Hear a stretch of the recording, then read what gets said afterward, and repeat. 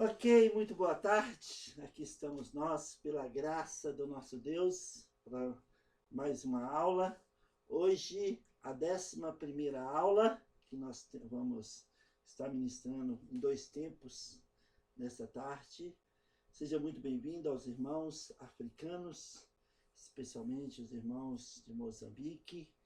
E realmente eu estou muito honrado em poder ministrar essa aula de pneumatologia aos irmãos da África e aos preciosos irmãos da África, né? Então nós louvamos a Deus por nos permitir, né, estarmos juntos nesse trimestre, né? E vamos em frente, ok? Seja muito bem-vindo a todos. Hoje nós temos uma pergunta do André, né? Eu vou responder a primeira pergunta dele agora. A segunda pergunta, eu creio que a própria aula que nós vamos dar hoje responderá, né, por si só. Mas a pergunta dele tem a ver com a aula anterior, né? Ele falou sobre o profeta, né, que Jesus citou em Lucas 16:16, que a lei e os profetas duraram até João Batista. Ponto. Jesus que disse. E ele cita, o André cita também, 1 Coríntios capítulo 14, versículo 29, né, que fala dos profetas ali no Novo Testamento. Então, como explicar essa questão? Então, nós vamos explicar agora. Mas antes, vamos orar para nós iniciarmos? Precioso Pai, Deus de Abraão, Isaac e Jacó, nosso Deus e Pai, em nome de Jesus, esse nome que está acima de todos os nomes, nós te louvamos, te exaltamos e agradecemos pelo privilégio que nós temos de poder abrir sua palavra nesse dia e poder pensar com o Senhor, poder alimentar a nossa fé, poder ser instruídos pelo Espírito Santo e poder, ó Pai, andar no dia que se chama hoje em novidade de vida, como Paulo escreveu em Romanos capítulo 6, versículo 4. Pai, em nome de Jesus, estenda suas mãos sobre cada aluno e os seus familiares. Chegando agora, Pai, no final do trimestre, que o Senhor possa dar uma edificação nova para cada um deles. Supre as necessidades deles e dos seus familiares, para que eles possam estar centrados na sua palavra e poder ser usados graciosamente por Ti, ó Deus, no corpo local, na cidade que vive, no país que vive, para a honra e glória do Teu nome. Te amamos, te adoramos, te agradecemos por essa oportunidade, no nome glorioso de Jesus, esse nome que está acima de todos os nomes, no qual nós oramos e agradecemos. Amém. Amém? Então, André, nós temos a resposta para a sua pergunta, porque o que acontece, viu, André e todos os amados irmãos, né, da África e dessa aula, né, que é o seguinte, tem muitas dúvidas entre algumas doutrinas no meio evangélico. Uma delas é se ainda existe profetas no dia que se chama hoje. A Bíblia, a palavra de Deus, de Gênesis e Apocalipse, está completa. Está completa. Jesus disse que os profetas e a lei duraram até João Batista. O próprio Senhor Jesus disse, com relação à lei, em Mateus 5,17, que ele não veio revogar a lei, ele veio cumprir a lei. Também Paulo disse em Romanos capítulo 10, versículo 4, que o fim da lei é Cristo para a justiça de todo aquele que crê. Então nós temos a palavra de Jesus que diz que os profetas duraram até João Batista. E Jesus é a própria palavra.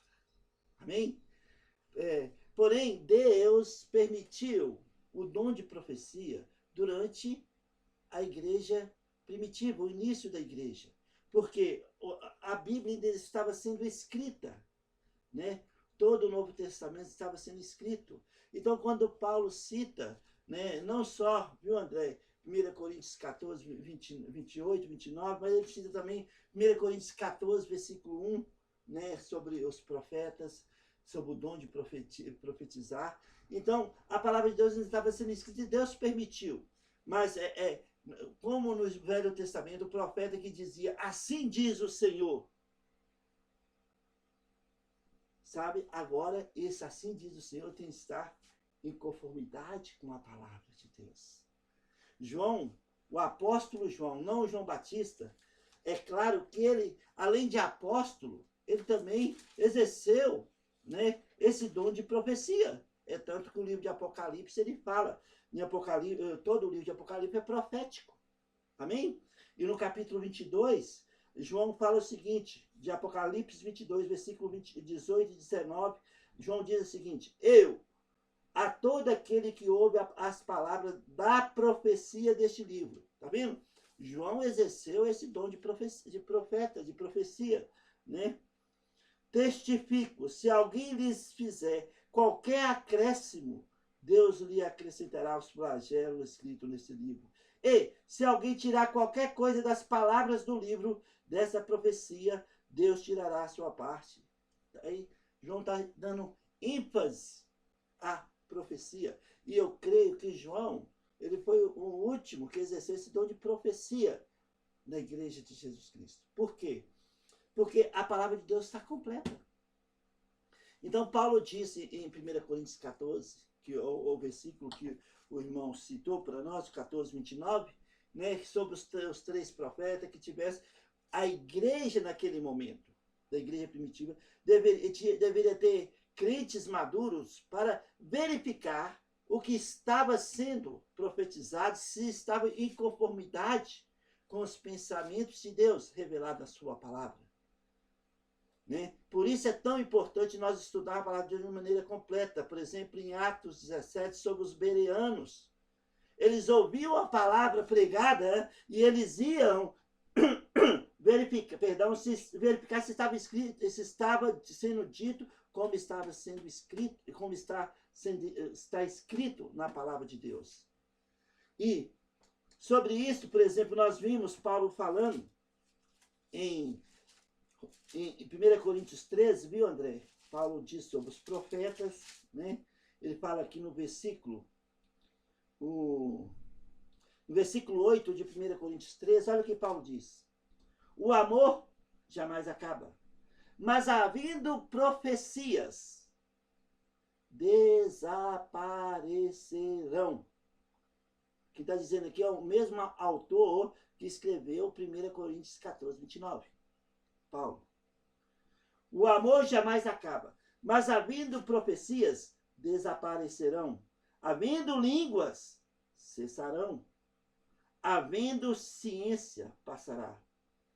Agora, no versículo 13. Agora, pois, permanecem a fé, a esperança e o amor. Dos três, porém, o maior deles é o amor. Paulo dizendo. Agora, o autor de Hebreus, e nós sabemos que Hebreus foi escrito mais ou menos 68, no ano 68 da era cristã, 2 anos antes do templo ser destruído. Sabe, irmãos? Só para nossa informação e para edificação nossa, e para que nós possamos entender melhor, no dia 17 de julho do ano 70, Tito, general romano, invadiu Jerusalém. Este aqui, 17 de julho do ano 70, foi o último dia que subiu fumaça no templo em Jerusalém. 17 de julho do ano 70. Tito, general romano, invadiu Jerusalém e destruiu todo o templo, não ficando pedra sobre pedra. Foi uma profecia cumprida pelo maior dos profetas, Jesus Cristo, o Deus de toda a terra. Jesus disse que aquele templo seria destruído e assim foi. Nesse dia, perdão, deixa eu só pegar aqui, foi o último dia que subiu a fumaça no templo em Jerusalém, 17 de julho de 70. Agora, Hebreus foi escrito 2 anos antes da destruição do templo, o livro de Hebreus. O autor de Hebreus, que está implícito, nós não conhecemos quem foi que escreveu o livro de Hebreus. Alguns acham que foi Pedro, por causa do livro de 1 Pedro. Outros acham que foi Tiago, pela a maneira que foi escrita diretamente aos judeus, mostrando aos judeus que tinha um sacrifício superior, um sacerdote superior, uma oferta superior, um templo superior. Mas outros também acreditam que quem escreveu Hebreus foi Paulo. Eu, particularmente, pastor Geraldo, creio que quem escreveu Hebreus foi o apóstolo Paulo. Mas se você falar que foi Tiago, nós não vamos brigar por isso. Amém? E o autor de Hebreus fala o seguinte, Hebreus capítulo 1. Olha o que ele fala. Hebreus capítulo 1, versículo 1 a 4, o autor de Hebreus fala o seguinte. Havendo Deus outrora falado muitas maneiras, muitas vezes e de muitas maneiras aos pais pelos profetas. Olha só, o autor de Hebreus está falando. Olha aqui. Havendo Deus outrora falado muitas vezes e de muitas maneiras aos pais pelos profetas, nestes últimos dias nos falou pelo Filho, a quem constituiu herdeiro de todas as coisas, pelo qual também fez o universo. Ele que é o resplendor da glória e a expressão exata do seu ser, sustentando todas as coisas pela palavra do seu poder. Depois de ter feito a purificação dos pecados, assentou-se à direita da majestade nas alturas, tendo se tornado tão superior aos anjos, quanto herdou mais excelente nome do que eles. Então o autor de Hebreus está falando, ó, Deus nos falou muitas vezes, de diversas maneiras, pelos pais, pelos profetas. Hoje ele nos fala por meio de Jesus Cristo, que é a própria palavra. Que é a própria palavra. A palavra de Deus está completa. Então, a palavra de Deus, hoje, né, se alguém fala as coisas de Deus na igreja, tem de ser usado a palavra de Deus. Assim diz o Senhor. Onde está escrito? Na palavra de Deus. Na palavra de Deus. Paulo disse em Romanos 10, 17, o que alimenta a nossa fé é a palavra. O que alimenta a nossa fé é a palavra. Aqui tem 7.800 promessas e todas elas têm o sim e o amém de Deus. Paulo disse, estou falando Paulo aqui porque ele citou, André citou 1 Coríntios 14, que foi escrito por Paulo. Né? Paulo disse também em 2 Timóteo 3, o seguinte, 2 Timóteo 3,16, o que Paulo disse? Toda a escritura é inspirada por Deus. É útil para o ensino, para a repreensão, para a correção, para a educação na justiça, a fim de que o homem de Deus seja perfeito e perfeitamente habilitado para toda boa obra. Paulo aqui já não fala mais de profecias, de profetas.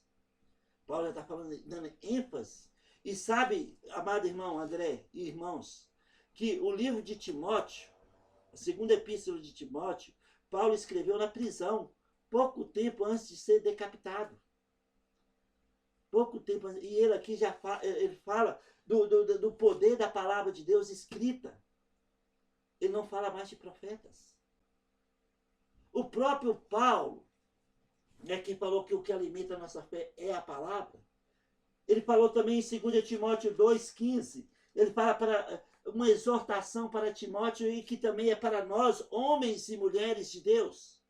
Ele fala em 2 Timóteo 2,15, procura apresentar-te a Deus aprovado, como obreiro que não tem de que envergonhar, que maneja bem a palavra da verdade. A palavra da verdade. Então a palavra de Deus está completa. Então, o dom de profecia cessou, como o próprio Paulo disse em 1 Coríntios 3. Agora permanece a fé, a esperança e o amor, e dos três, o amor é maior. Então, Jesus, ele foi bem categórico, falando, a lei e os profetas duraram até João. Agora, nós temos uma mensagem, a mensagem do reino. E com a igreja sendo levantada 50 dias após a ressurreição de Cristo, o Pentecoste, Deus permitiu o dom de profecia até o momento que a palavra de Deus foi completada. Deus hoje nos fala pelo Filho, que é o próprio verbo, a palavra viva, Jesus Cristo. Como Hebreus falou, e como nós temos hoje completa, com o próprio João que exerceu o dom de profecia, o João, não o Batista, o João, né, apóstolo, que escreveu o Apocalipse, ele disse, olha, essa profecia toda, ai daquele que tirar ou acrescentar um tio nela. Então, meus amados irmãos, hoje nós temos o privilégio de ter a palavra de Deus completa, para que nós possamos pensar com Deus e meditar com Deus. Então, quando você ouve que existe profetas hoje, cuidado. Cuidado.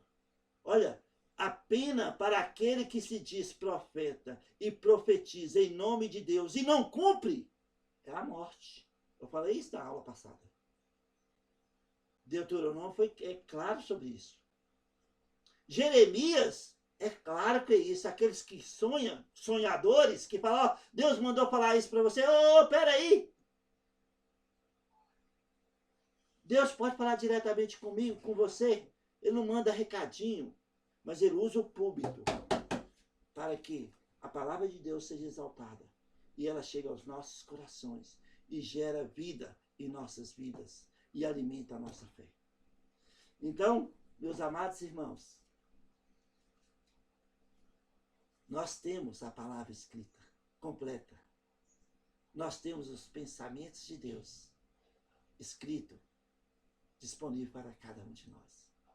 Então vamos ficar com o que a palavra de Deus fala, de Gênesis e Apocalipse. Agora, tenha cuidado, quando a pessoa se intitula profeta e fala em nome de Deus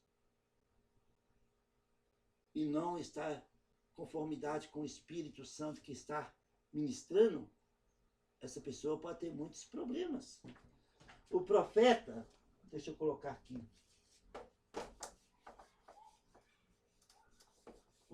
nós sabemos que, vou escrever aqui Deus, e aqui embaixo, profeta, vamos pôr aqui sacerdote.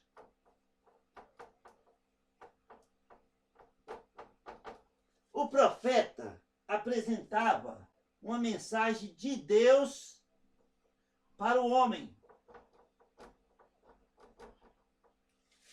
A diferença de profeta e sacerdote. Que tem muitas pessoas hoje que falam que são levitas. Levitas? Por que levitas? Porque os levitas eram responsáveis pela adoração, sacrifício e apresentar homens a Deus? Não está em conformidade com o que é real, porque os levitas eram uma tribo separada para Deus.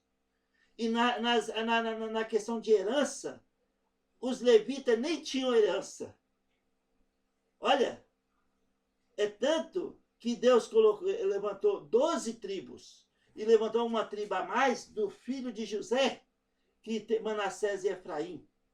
E Levi, Deus disse, eu tomei Levi para mim mesmo. Então, os levitas eram descendentes de Levi. Nós temos entre eles Arão, Moisés. E eles não tinham nem porção de herança na terra de Israel, porque foram separados para Deus. Nesse sentido, quando uma pessoa fala que é levita, ele está se colocando no lugar de um descendente de Levi, e não está em conformidade com a palavra de Deus. Todos nós somos adoradores, todos nós somos sacerdotes santos, né, separados para Deus, e lavados pelo sangue de Jesus, e aptos para o serviço no corpo local, porque nós somos dotados de dons espirituais, e o Espírito Santo usa os nossos dons para o serviço no corpo local e para a edificação dos membros do corpo. Então, o profeta apresentava uma mensagem de Deus para o homem. O sacerdote apresenta homem para Deus. Enquanto o profeta apresentava a mensagem, a palavra de Deus para o homem, o sacerdote apresenta homem a Deus. Nós somos uma nação de sacerdotes, mas nós não somos uma nação de profetas. Por quê? A profecia está selada, está concluída, está escrita aqui na palavra de Deus. Por isso Paulo diz, cessariam as profecias. Por isso o autor de Hebreus diz que Deus falou conosco pelos nossos pais e pelos profetas, mas agora fala por meio de Jesus Cristo, a própria palavra. Na sua exortação para Timóteo, na sua última carta, Paulo já não fala mais de profetas. Paulo já fala para Timóteo procurar apresentar diante de Deus aprovado, que não tem de que se envergonhar, que maneja bem a palavra da verdade. Já em 2 Timóteo 3,15, 16, Paulo fala, olha, a palavra de Deus é apta, é útil para o ensino, para a exortação, para a repreensão. Sabe, a palavra de Deus está concluída. Então, meu amado irmão, meus amados irmãos, irmãs da África, nós temos o privilégio de termos a palavra de Deus completa em nossas mãos no dia que se chama hoje. Aqui estão os pensamentos de Deus que alimentam a nossa fé, que nos mostra sobre o nosso passado. Não há mais culpa, não há mais condenação. Deus não lembra mais dos nossos erros. Que mostra o nosso futuro, um futuro garantido pela palavra de Deus. Nós temos um futuro garantido pela palavra de Deus, Colossenses 3, 4, escondido em Cristo e Cristo em Deus, e quando Ele manifestar, nós manifestaremos com Ele em glória e poder. E nós temos um presente, um dia de hoje, cheio de graça. Devemos andar na graça de Deus, desfrutar da graça de Deus e desfrutar dos pensamentos de Deus revelados na sua palavra. Amém? Aleluia! Então, o profeta apresentava a mensagem de Deus para o homem e o sacerdote apresenta o homem a Deus. No evangelismo pessoal, no evangelismo de confrontação, no evangelismo na praça pública, nós estamos sempre apresentando homens a Deus. E os profetas do Velho Testamento. E aqueles que exerceram o dom de profecia durante a igreja primitiva, apresentavam a mensagem de Deus ao homem. E, com a palavra concluída, esse dom cessou. Agora Deus nos fala por meio da própria palavra, Jesus Cristo. Amém? Ok, espero que tenha respondido a sua pergunta. E então, olha, o que nós escutamos muito em algumas igrejas? Nós escutamos na igreja assim, ó. Eu profetizo sobre isso na sua vida. Como assim? Eu profetizo. Quem está por trás desse eu profetizo? A sua carne? Os seus pensamentos? Ou é o Espírito Santo? Meu amado irmão. Cuidado. Talvez você está querendo algo bom para o irmão, irmão, eu vou orar, eu desejo que Deus faça isso na sua vida. Mas não se coloca numa posição que você não foi chamado. Falando que eu profetizo isso na sua vida. Porque se o que você está falando que profetiza não cumpre, você vai ter consequência. você está se colocando numa posição de muita responsabilidade. Por isso, né, Deuteronômio fala, aquele que é o profeta que fala em nome de Deus e não cumpre, deve ser apedrejado até a morte. Então, toma cuidado.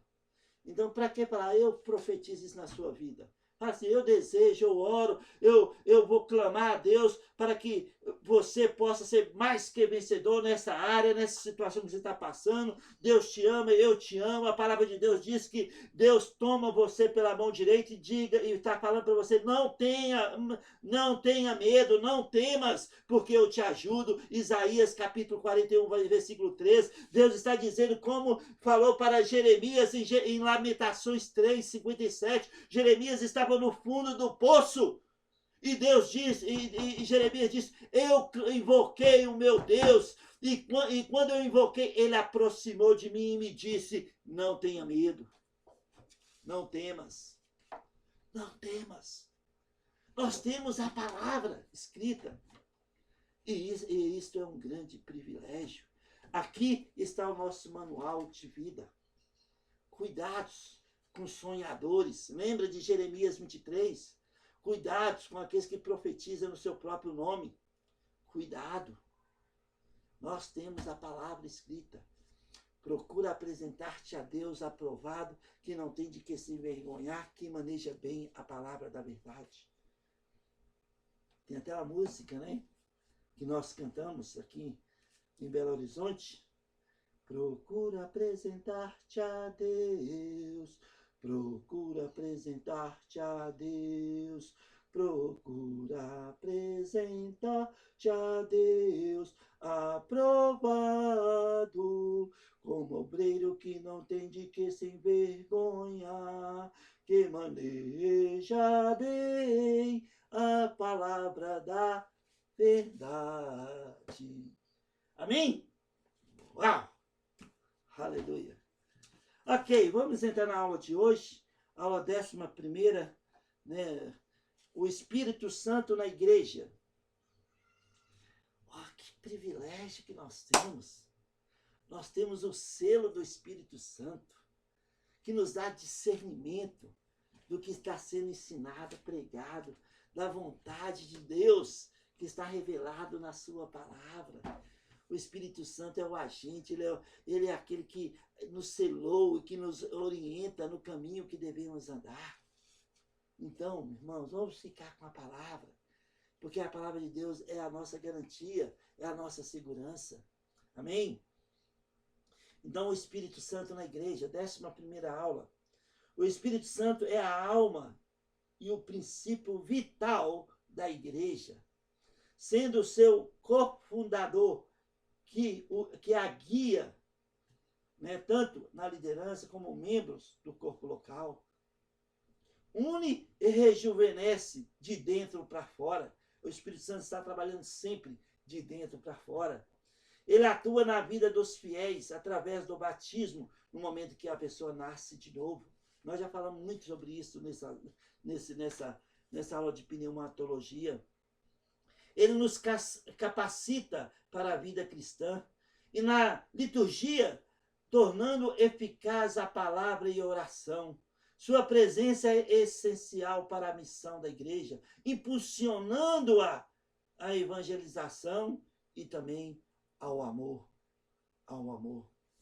A ação do Espírito Santo na igreja. Princípio vital e unificador.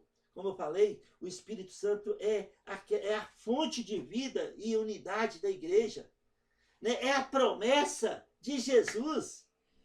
Jesus, eu vou para o Pai em João 14, mas eu não vou deixar vocês sozinhos. Vou mandar o Consolador, o Espírito. Ele vai instruir vocês na verdade. O Espírito Santo. Então, o Espírito Santo é a fonte da vida e unidade na igreja, que harmoniza a diversidade dos fiéis e os seus dons.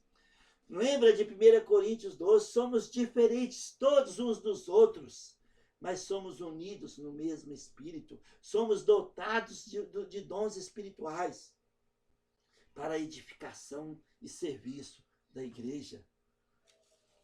O Espírito Santo é o guia, é o mestre. Ele guia a igreja na verdade, instrui cada um de nós, corrige, ensina e prepara o coração para receber a graça. O Espírito Santo está sempre, nos conduzindo e preparando nossos corações para receber a graça de Deus. Nós não merecemos. Deus está sempre trabalhando em nossas vidas, através do Espírito Santo, a terceira pessoa da Trindade.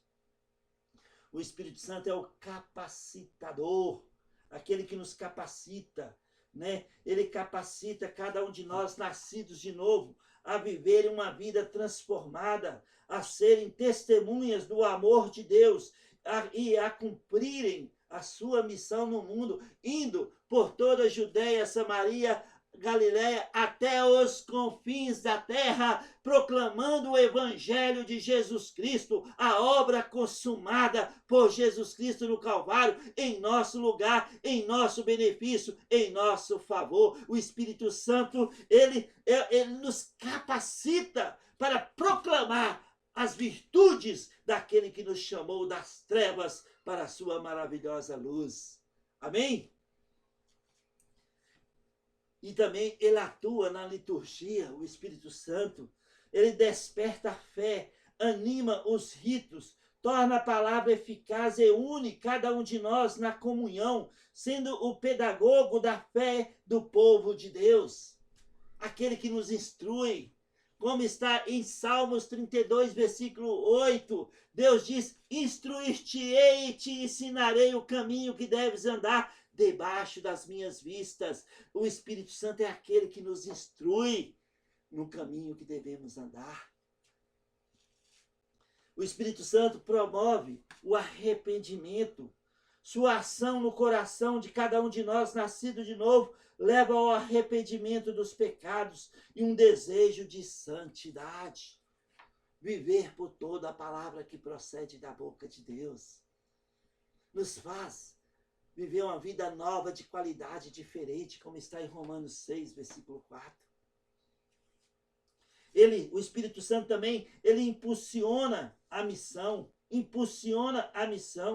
É o princípio que impulsiona a evangelização e a expansão do Evangelho, tornando a pregação em demonstração do Espírito e de poder. Nós sabemos quando as pessoas estão pregando em espírito e em poder, porque nós temos o Espírito Santo que testifica com o espírito daquele que está pregando que é verdadeiro ou não o que ele está pregando. O Espírito Santo na vida individual de cada um de nós, ele habita em nossos corações, né? Ele nos selou, nós já vimos isso em Efésios capítulo 4, versículo 30, né? Através do batismo, no momento que o crente nasce de novo, ele é selado pelo Espírito Santo, ele é batizado pelo Espírito Santo, ele se torna uma presença íntima e pessoal em cada cristão, tornando o quê? Um templo do Espírito Santo, em conformidade com 1 Coríntios capítulo 6, versículo 19 e 20. O Espírito Santo, ele concede conhecimento e fé a cada um de nós, ele permite que cada um de nós experimente a fé e declare que Jesus é o Senhor, além de dar a experiência de chamar a Deus de Pai. Abba, Pai, Papai. Irmãos, olha só que privilégio que você e eu temos, como nascidos de novo. Nós temos o selo do Espírito Santo. Nós temos Jesus em nós. Não mais nós vivemos, Cristo vive em nós. E este é um grande mistério. Colossenses capítulo 1, versículo 27. Este é um grande mistério. Cristo em vós, a esperança da glória. Para que ficar procurando coisas fora da palavra de Deus, se nós já temos a palavra de Deus completa? O Espírito Santo opera purificação. Ele trabalha na purificação da alma, combatendo o pecado e conduzindo o cristão a um estado de maior santidade e alegria. Por isso, quando nós pecamos, e todos nós pecamos, o Espírito Santo entristece e ele nos convence que nós erramos. Ele nos leva a confessar o nosso pecado, sacudir a poeira e andar em novidade de vida. A unidade do corpo de Cristo pelo Espírito, em Efésios capítulo 4, olha lá comigo, Efésios capítulo 4.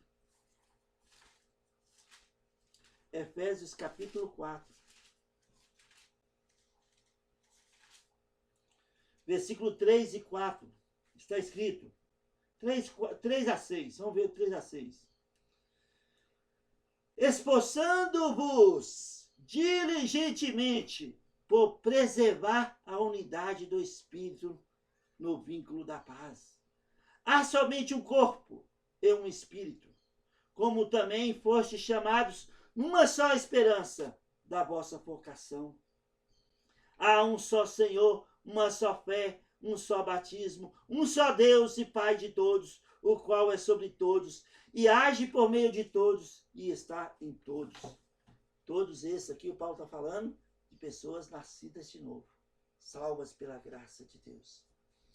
A unidade do corpo de Cristo, conforme aqui Efésios capítulo 4, versículo 3 e 4, é uma unidade espiritual dada pelo Espírito Santo, que cada um de nós, cristãos, devemos preservar com esforço, como está aqui no versículo 3, mantendo-a pelo vínculo da paz. Essa unidade é fundamentada no fato de que existe apenas um só corpo, um só Espírito, uma só esperança, um só Senhor, uma só fé e um só batismo.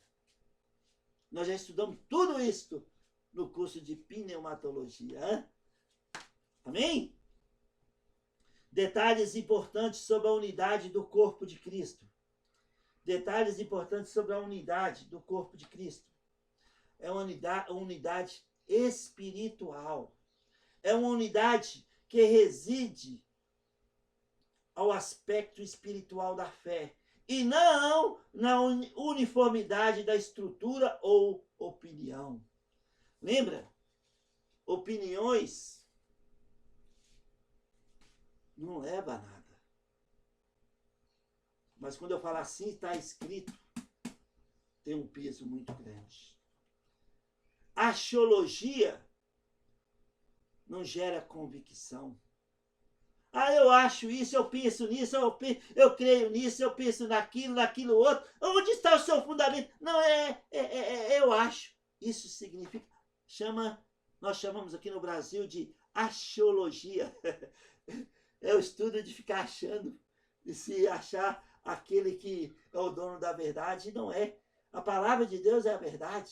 A palavra de Deus é que alimenta a nossa fé. A palavra de Deus que é o nosso manual de vida. É a palavra de Deus que fala do nosso passado, do nosso futuro e do nosso presente. É a palavra de Deus que nos dá a garantia que a obra foi consumada e que nós somos salvos eternamente pela graça de Deus. Responsabilidade individual. A unidade não é criada, mas sim mantida. Cada crente tem a responsabilidade, em conformidade a Efésios 4, versículo 3. Cada um de nós temos a responsabilidade de esforçar para conservá-la, para conservar a unidade, suportando os outros com amor, paciência e humildade. Por isso, Colossenses 3,12, suportai-vos uns aos outros com amor, com afeto. Ah, pastor, você não conhece o Filisberto. Como eu posso suportar ele? Por causa do Espírito Santo que te selou e selou ele também quando ele nasceu de novo. Você pode suportá-lo em amor e graça. O papel do Espírito Santo. O Espírito Santo é quem une cada um de nós, nascido de novo, no corpo local. A instrução é para que cada um de nós guardemos essa unidade através da paz. E aqui está um grande mistério. Sabe, irmãos, nós precisamos reconhecer o selo do Espírito Santo em nós e naqueles que convivem conosco no corpo local, na igreja. Porque há uma diversidade de dons, todos em prol do corpo. Então, nós precisamos suportar uns aos outros em amor. Suportar uns aos outros. E na instrução, ser bons bereanos. Ir lá e verificar se está falando de acordo com a palavra de Deus. Dar as boas-vindas à palavra de Deus, como está escrito em 1 Tessalonicenses capítulo 2, versículo 13. Os tessalonicenses deram as boas-vindas à palavra de Deus, não como palavras de homens, mas como de fato é a palavra de Deus. A base da unidade. A unidade é estabelecida em 7, um só. Em 7, um só. Um só corpo, Romanos capítulo 12, versículo 4 a 5. Um só Espírito, Efésios 4, 4. Uma só esperança, Efésios 4, 4. Um só Senhor, Efésios 4, 5. Uma só fé, Efésios 4, 5. Um só batismo, Efésios 4, 5. Um só Deus e Pai, Efésios 4, 6. Então, a unidade é estabelecida nesses 7 pontos de um só corpo, um só Espírito, uma só esperança da vocação, um só Senhor, uma só fé, um só batismo, um só Deus e Pai. Nós já falamos tudo sobre isso, né, irmãos? Nós já falamos sobre um só corpo, composto de todos salvos na face da terra, um só Espírito, aquele que nos selou, que é a terceira pessoa da Trindade, uma só esperança da vocação. Nós fomos chamados por Deus. Deus nos chamou, Deus nos salvou, Deus nos deu uma nova vida e uma viva esperança. Um só Senhor. Nós temos um só Senhor e o seu nome é Jesus Cristo, a segunda pessoa da Trindade. Uma só fé que é alimentada com a palavra de Deus. E nós devemos correr a corrida que Deus propôs para cada um de nós, com os olhos no autor e consumador da nossa fé, Jesus Cristo. Nós estávamos sem Deus e sem esperança no mundo, Efésios 2,12. Mas Deus nos amou e nos atraiu à cruz do Calvário. E nós nascemos de novo e fomos selados pelo Espírito Santo. Um só batismo, o batismo do Espírito Santo no momento que a pessoa nasce de novo. Entendeu? O batismo pelas águas, nós sabemos que é um testemunho que nós damos para as pessoas e para esse mundo espiritual, que nós já fomos batizados no Espírito, selados pelo Espírito Santo, no momento que nós nascemos de novo. Um só Deus e Pai. Deus, nós falamos desde o início. Deus Pai, um só Deus. A confissão dos judeus, né, de fé, a confissão de fé dos judeus, em Deuteronômio, capítulo 4, versículo 6, está escrito: ouve Israel, o Senhor nosso Deus é único. Deus é único em 3 pessoas, o Pai, o Filho e o Espírito Santo. Deus, uma trindade santa. E essa trindade foi a mesma que criou os céus e a terra. O Pai, ele enviou seu Filho, que consumou a obra, e o seu Filho enviou o Espírito Santo, a terceira pessoa da Trindade, que nos conduz no caminho que devemos andar.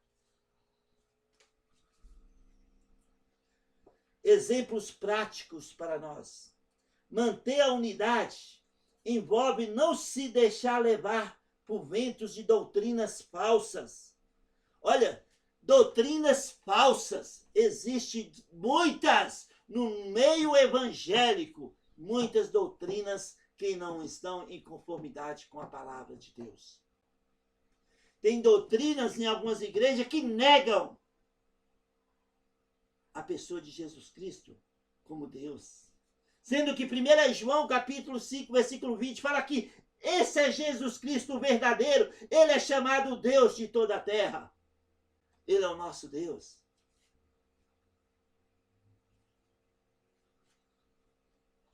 Tem igrejas sólidas com doutrinas falsas. Cuidado. Por isso vocês estão no Instituto Bíblico Palavra da Graça, estudando a palavra de Deus, porque vocês querem conhecer a palavra com seu contexto. Colossenses capítulo 2. Colossenses capítulo 2. Está escrito, versículo 20 a 23. Se morrestes com Cristo para os rudimentos do mundo, porque, como se vivesseis no mundo, vos sujeitais às ordenanças. Não manuseis isso, não proves aquilo, não toques naquilo outro, segundo os preceitos e doutrinas de homens. Pois, com todas essas coisas, com o uso se destrói. Tais coisas, com efeito, têm aparência de sabedoria, como culto de si mesmo, e de falsa humildade, e de rigor ascético, todavia não tem valor algum contra a sensualidade.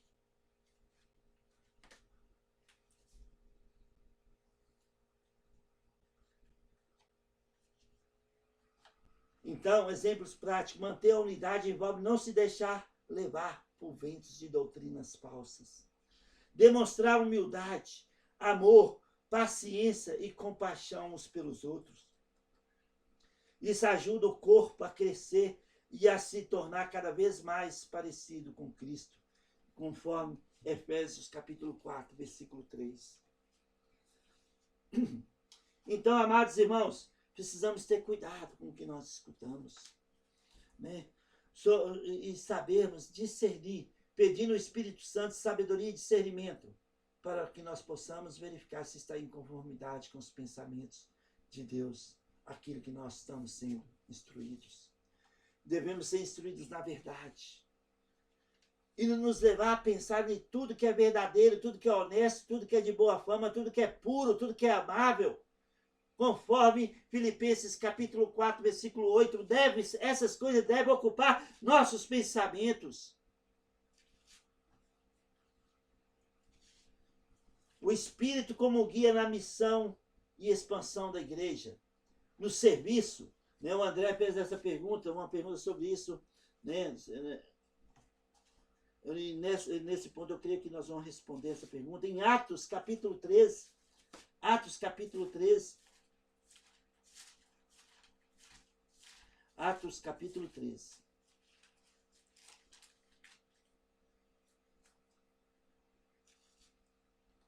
Precisamos discernir o que é de Deus e o que não é de Deus. Por isso é muito importante enchermos do Espírito Santo.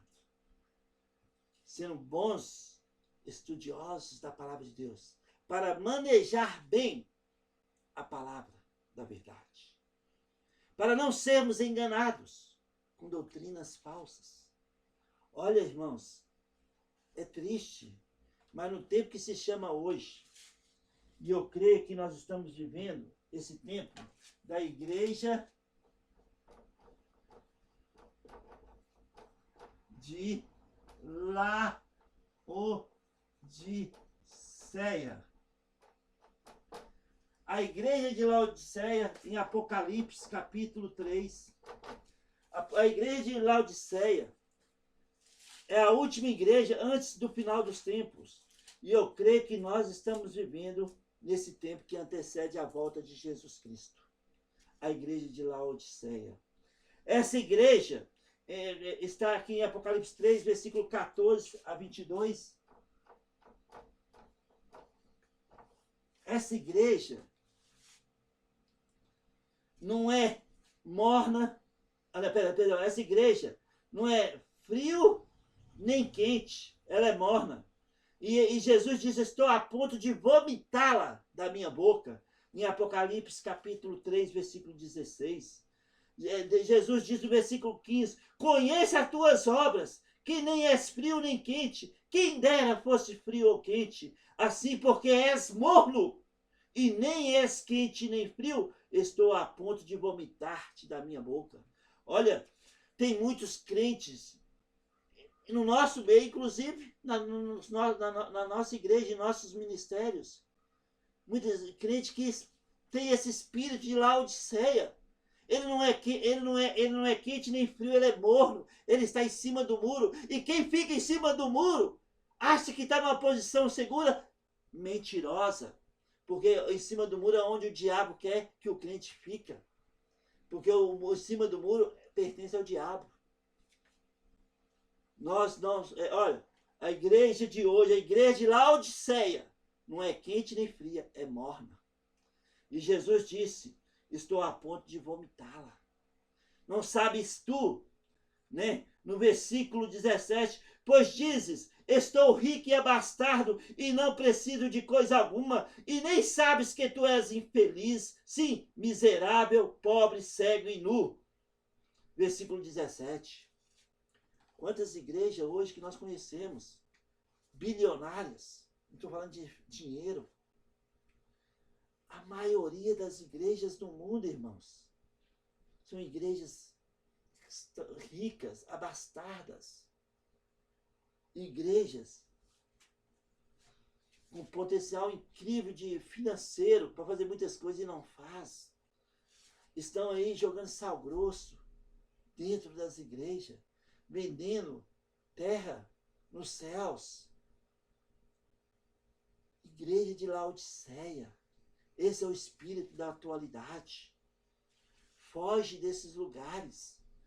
Foge desses lugares. Não está em conformidade com a palavra de Deus. Aqui na igreja de Laodiceia, continua falando aqui. Jesus disse no versículo 20, eis que estou à porta e bato. Se alguém ouvir a minha voz e abrir a porta, entrarei em sua casa e cearei com ele e ele comigo. Na maioria dessas igrejas ricas, abastadas, Jesus está do lado de fora batendo, querendo entrar. A mensagem dessas igrejas é prosperidade, é milagres, mas no nome de Jesus nem é tocado. A obra consumada, nascer de novo, não fala sobre isso nessas igrejas. A igreja de Laodiceia é rica. Quando você fala assim, o Brasil tem 50 milhões de pessoas evangélicas. Pode ser evangélicas, mas a boa parte não é nascida de novo. Não faz parte da igreja gloriosa de Jesus Cristo. Estão sendo enganadas. Essa é a igreja de Laodiceia, a última igreja antes da volta de Jesus Cristo na terra. Ela é rica, mas Jesus diz, não sabes que tu és pobre, cego, miserável e nu. E Jesus está do lado de fora batendo na porta, querendo entrar. Mas eu creio que no tempo de hoje, o tempo de Laodiceia, existe um remanescente. Remanescente. E eu creio que nós somos parte desse remanescente que não faz parte da igreja de Laodiceia. Na época de Elias, ele diz, Senhor, morreram todos os profetas, todos, e só ficou eu. Deus disse, Elias, eu separei 7.000 homens que não prostraram diante de Baal. Você não está sozinho. Existia um remanescente na época de Elias. Também, no tempo de Laodiceia, existe um remanescente. E eu creio que nós somos parte desse remanescente, que procuramos manejar bem a palavra da verdade, instruir os pensamentos de Deus revelado na Bíblia, na Taná hebraica, no Novo Testamento, no Velho e Novo Testamento. Então nós precisamos ter o discernimento do Espírito Santo para que nós não andemos em conformidade com doutrinas e preceitos de homens, mas sim que nós andemos com nossa fé fundamentada na palavra de Deus, a palavra que alimenta a nossa fé, que nos dá segurança para que possamos caminhar de cabeça erguida, sabendo que aquele que começou boa obra em nós é poderoso para completá-la até o dia de Cristo Jesus. Como está escrito em Filipenses capítulo 1, versículo 6. Amém? Amém? Vamos fazer um intervalo aqui de 5, 10 minutinhos e nós voltamos com a segunda parte dessa aula número 11 agora, tá bom? Que Deus abençoe você, que Deus abençoe sua família. Vamos tirar um intervalo de 5 a 10 minutinhos e voltamos logo depois.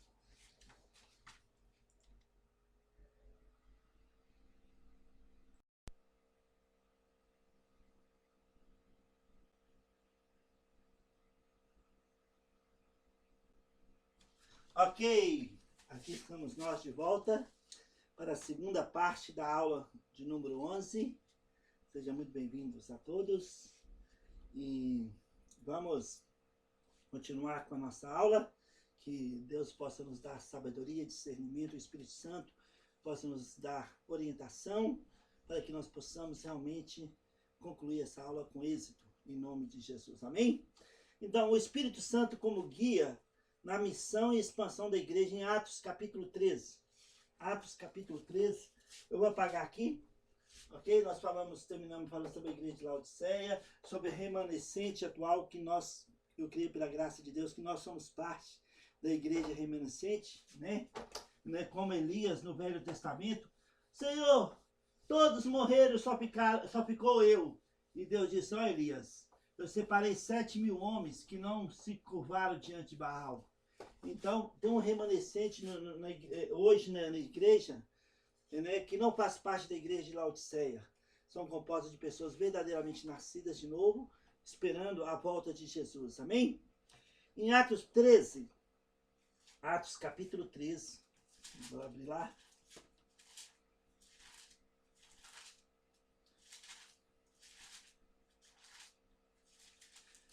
O Espírito Santo atua como o agente principal e guia soberano da missão e expansão da igreja primitiva, demonstrando que a obra missionária é fundamentalmente uma iniciativa divina. Os principais aspectos dessa atuação do Espírito Santo incluem vocação e separação. Atos capítulo 13, versículo 2, está escrito: E, servindo eles ao Senhor, jejuando, disse o Espírito Santo, separai-me agora Bernabé e Saulo para a obra a que os tenho chamado. Então o Espírito Santo falou, separa para mim Saulo e Bernabé, que eu tenho um plano para a vida deles, separado nesse momento. Então, enquanto os profetas e mestres da igreja, lembra que os profetas, nós estávamos falando mais cedo sobre Deus permitindo o dom de profecia durante a igreja primitiva, né? Enquanto os mestres da igreja em Antioquia adoravam e jejuavam, o Espírito Santo falou e ordenou, separe para mim Barnabé e Saulo para a obra que os tenho chamado. Isso mostra que o Espírito é quem escolhe e designa os indivíduos para tarefas missionárias e específicas, independentemente de critérios humanos como tempo de serviço ou posição social. Amados, nós sabemos, em algumas igrejas, têm suas doutrinas próprias, que não estão fundamentadas na palavra de Deus. E essas doutrinas, muitas vezes, né, com relação ao serviço, viu, André? A separação para o ministério no corpo local ou como missionário, que nós somos dotados de dons espirituais e o mestre, o pastor principal, ele está na frente, ele tem esse discernimento, né, dos dons de cada membro do corpo local e ele a usa para a glória do Senhor, para o serviço, para a edificação do corpo, como nós temos falado. Mas interessante que em algumas igrejas, né, por causa das suas doutrinas internas, que não estão em conformidade com a palavra de Deus, pessoas que não são dotadas de dons para uma obra específica são colocadas na frente. E aí qual é o resultado? É terrível. Pessoas machucadas, sabe? Igrejas cheias de vento, cheias de pessoas que não são nascidas de novo. e a palavra de Deus é deixada de lado. Por isso é tão importante, né, permitir que o Espírito Santo separa quem ele queira e dota de dons espirituais para edificação do corpo. Por isso, nós, pastores principais, temos a responsabilidade de ouvir de Deus, de buscar a orientação do Espírito Santo para delegar um membro que nós temos discernimento, que ele é dotado de dons para serviço da igreja, e todos nós somos, mas um dom específico, para que possamos permitir que o Espírito Santo a use para o bem do corpo. Então, essas pessoas que são cheias do Espírito Santo, dotadas de dons espirituais, nós devemos colocá-las na frente para que seja não só uma edificação para o corpo, mas um exemplo de fé para os irmãos. Por isso, nós precisamos muito da direção do Espírito Santo, para não cometermos erros, né, baseadas e fundamentadas nas nossas experiências carnais. E assim, nós colocamos quem não devia na frente e rejeitamos o irmão, a irmã cheia do Espírito Santo por falta de discernimento espiritual. Isso é muito sério, de muita responsabilidade. Então o Espírito Santo, ele separa. Aqui em Antioquia, ele separou Barnabé e Saulo. E autoridade e envio, no versículo 3 e 4 de Atos 13, versículo 3 e 4 está escrito: então, jejuando e orando, impondo sobre ele as mãos, os despediram. Enviados, pois, pelo Espírito Santo, desceram a Seleucia e dali navegaram para Chipre. Então, a igreja, em obediência à direção do Espírito Santo,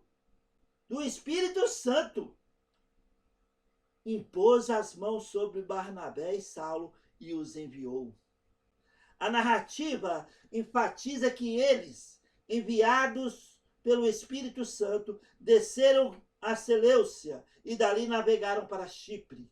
A autoridade para a missão provém do Espírito Santo, e a igreja local funciona como um instrumento de apoio e confirmação dessa vocação, desse serviço, desse chamado.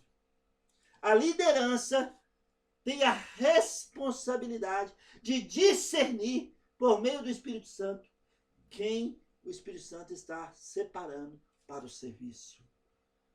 Todos nós somos dotados de dons espirituais, mas todos é para o serviço do corpo, para a edificação da igreja. E o pastor principal, a liderança principal, precisa discernir, né, quem o Espírito Santo está separando para o serviço.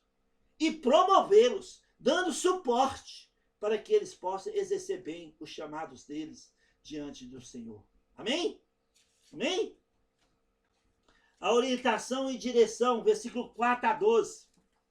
O versículo 5 fala: chegados a Salamina, anunciaram a palavra de Deus nas sinagogas judaicas. Tinham também João como auxiliar. Havendo atravessado toda a ilha até Pafos, encontraram certo judeu, mágico, falso profeta, de nome Bar-Jesus, o qual estava com o procônsul Sérgio Paulo, que era um homem inteligente. Este, tendo chamado Barnabé e Saulo, diligenciava para ouvir a palavra de Deus. Mas opunha-lhes Elimas,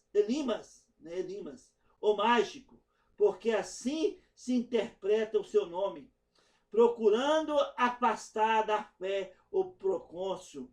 Todavia, Saulo, também chamado Paulo, cheio do Espírito Santo, fixando nele os olhos, disse: ó filho do diabo, cheio de todo engano e de toda malícia, inimigo de toda justiça, não cessarás de perverter os retos caminhos do Senhor? Pois agora, eis aí está sobre ti a mão do Senhor, e ficarás cego, não vendo o sol por algum tempo. No mesmo instante, caiu sobre ele névoa, escuridade, e andando a roda, procurava quem o guiasse pela mão. Então o procônsul, vendo o que sucedera, creu, maravilhado com a doutrina do Senhor.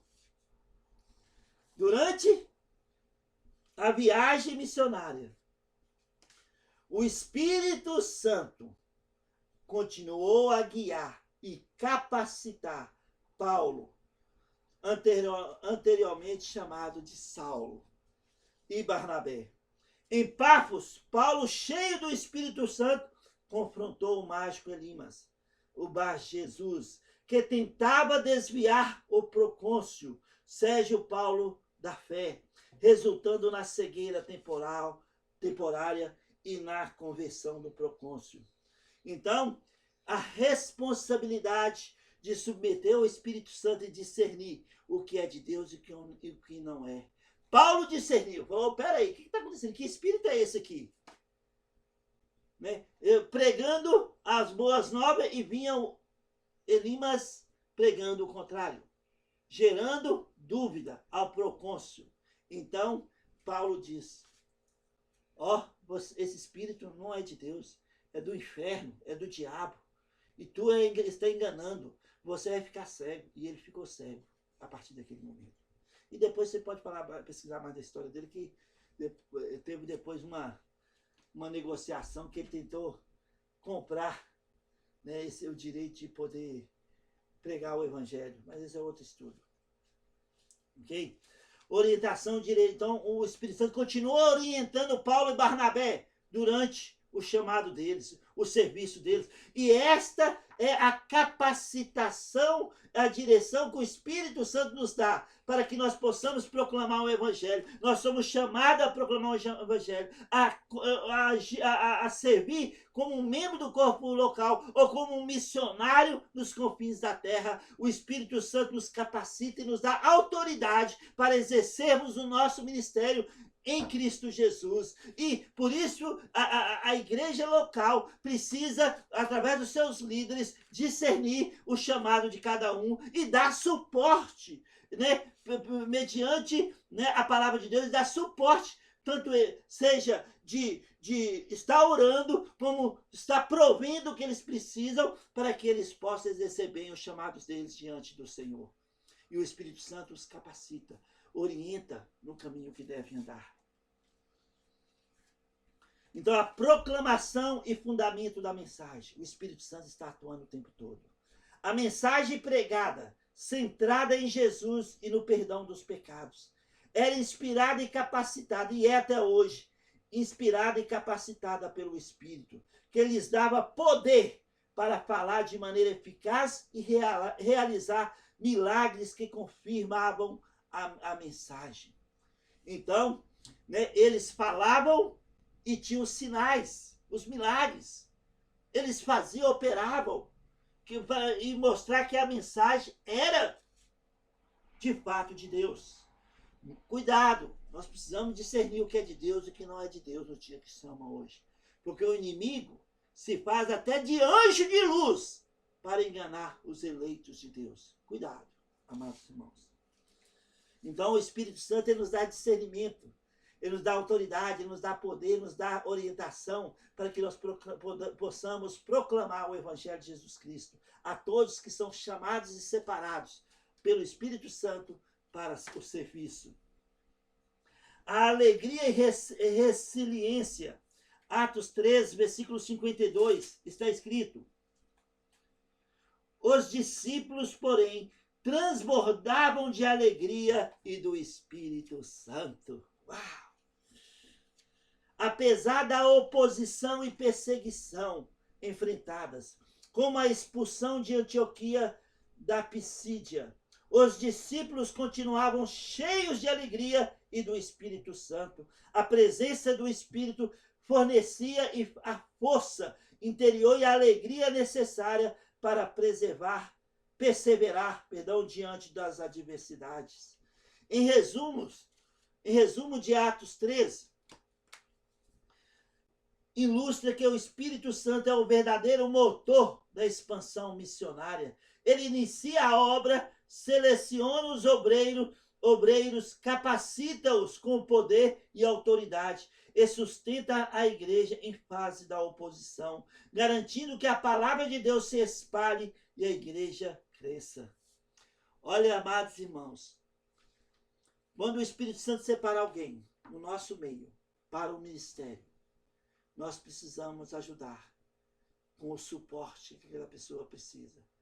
Porque se nós negarmos o suporte, Deus levantará outros para suportar tais pessoas separadas. E nós perdemos a bênção de poder estar no campo de batalha, auxiliando aqueles que estão na linha de frente, batalhando pela batalha da fé. Amém? Então, se pode, vamos auxiliar aqueles que foram separados para a obra, para o serviço. E nós precisamos de disciplina, adoração e comunhão pelo Espírito Santo. A disciplina, a adoração e a comunhão, quando realizadas pelo Espírito, referem-se às práticas espirituais que promovem a transformação pessoal através da conexão com Deus, em ênfase da intenção genuína do coração e na vida da igreja local ou do corpo de Cristo. A disciplina, a autodisciplina, se mantém no estudo da palavra de Deus e na oração. Mantendo a disciplina focada em Jesus Cristo, um foco intencional em Deus. A adoração vai além da música, englobando um estilo de vida que glorifica a Deus através de pensamentos, palavras e ações, como o serviço e a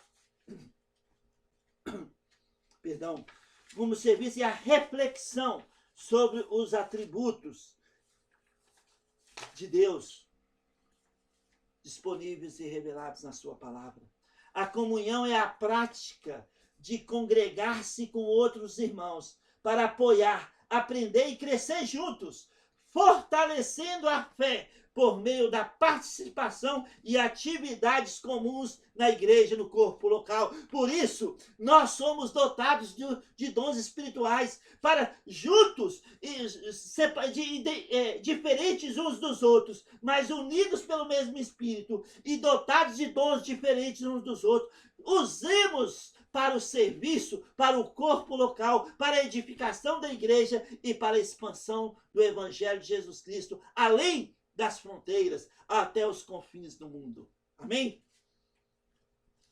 Por isso, 1 Coríntios 16, eu gosto desse versículo, 1 Coríntios 16, versículo 13 e 14, está escrito: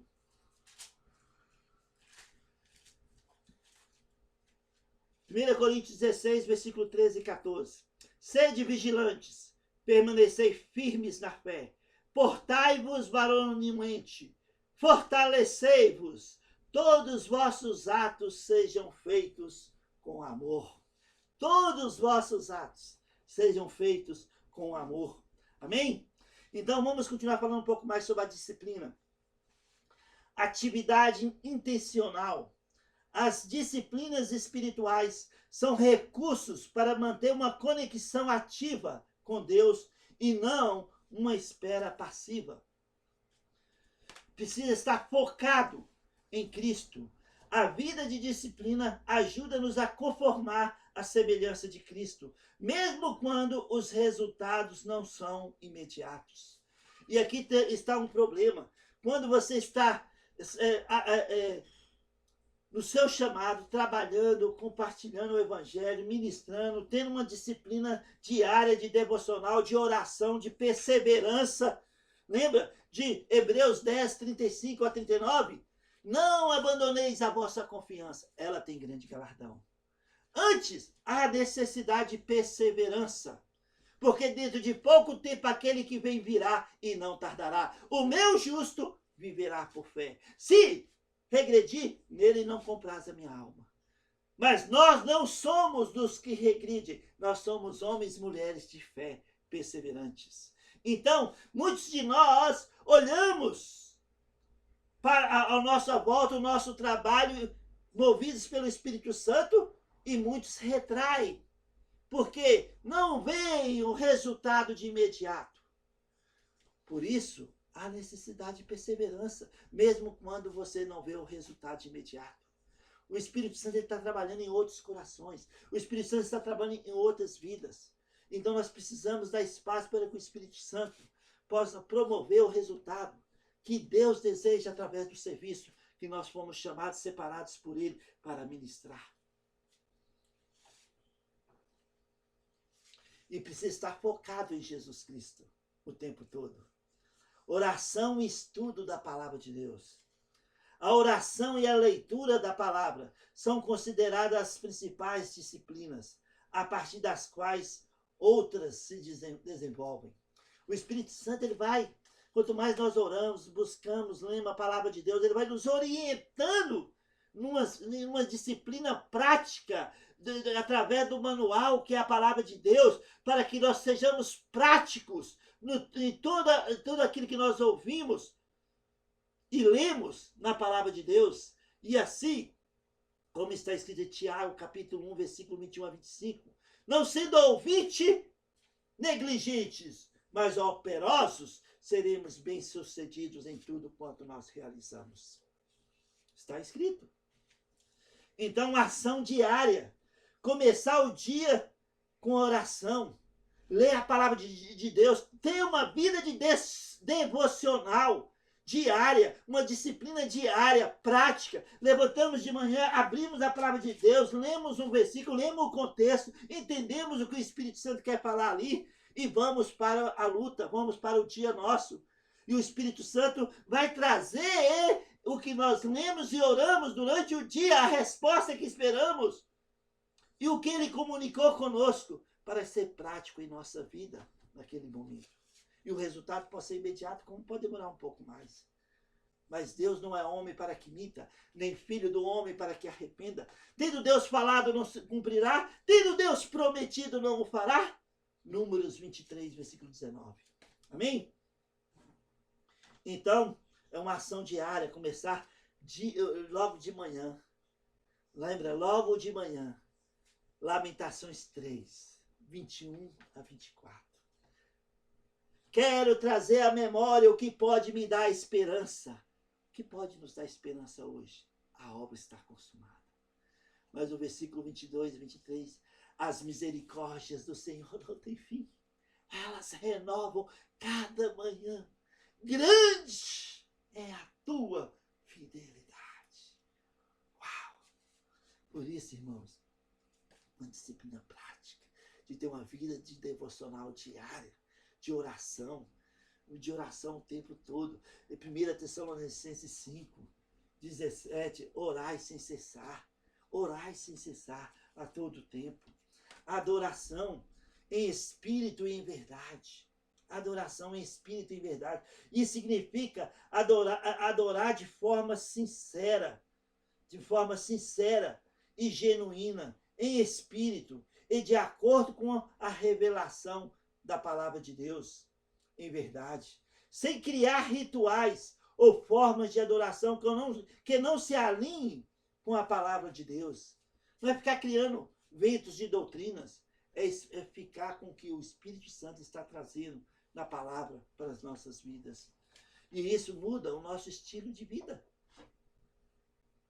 A adoração não se limita ao domingo ou aos cantos no louvor, ficar cantando no louvor.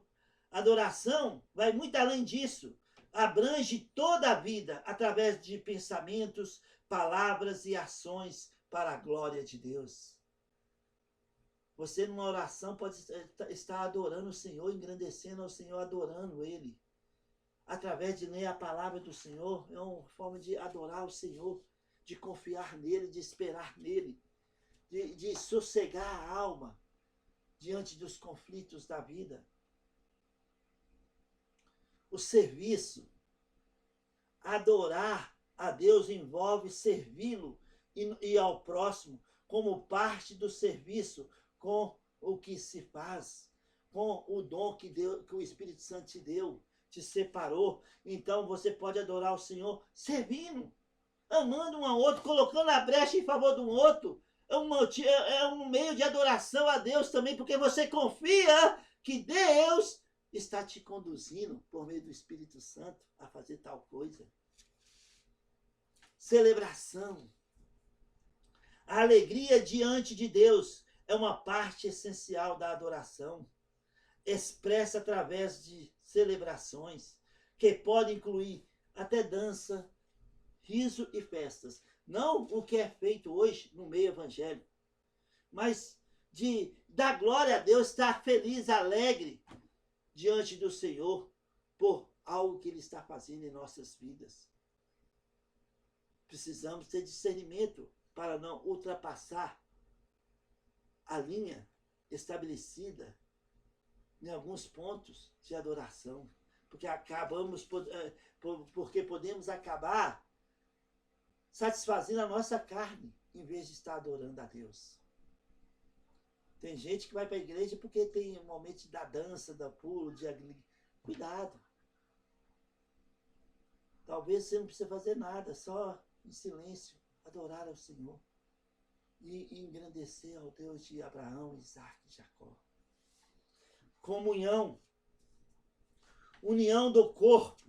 A comunhão é a prática de congregar-se para ser uma só igreja, como os membros de um só corpo que precisam dos outros. O livro de 1 João fala sobre cononia. Cononia no grego fala de comunhão. Cononia fala de comunhão. Fala de comunhão com Deus, comunhão com os irmãos, comunhão uns com os outros, pais e filhos, irmãos, né, no corpo local. No momento que nós erramos, o que nós devemos fazer? Confessamos, sacudimos a poeira e continuamos caminhando, porque Deus nos ama, nós amamos uns aos outros. Olha, vede, 1 João 3:1 fala, vede, contemple, observe que grande amor tem nos concedido o Pai, a ponto de sermos chamados filhos de Deus. E, de fato, somos filhos de Deus. Por essa razão, o mundo não nos conhece, porquanto não conheceu a Ele mesmo.